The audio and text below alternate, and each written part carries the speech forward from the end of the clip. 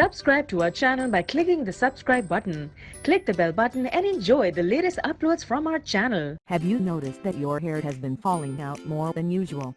Hair loss is one of the most common problems associated with physical appearance in the world. It affects both men and women. Fortunately, there are natural ingredients that, if applied regularly, bring several benefits to your hair without causing adverse effects. Here's how to make your own garlic oil at home and end hair loss in a few days. Ingredients: 2 large garlic cloves, 8 tablespoons of extra virgin olive oil. Instructions: put the ingredients in a pan on the stove and heat them up.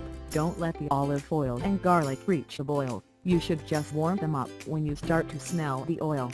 Take the pan off the stove, let the oil cool down and store it in a dark glass. Don't use it on the same day of preparation. Wait for 24 hours. You can apply it twice a week outside the refrigerator. This oil lasts 1 month. Refrigerated, it may last up to 2 months. Rest assured that your hair will not smell like garlic. That's because you will apply garlic oil to the hair the entire length of the hair for only 2 hours, then wash it well with shampoo and conditioner.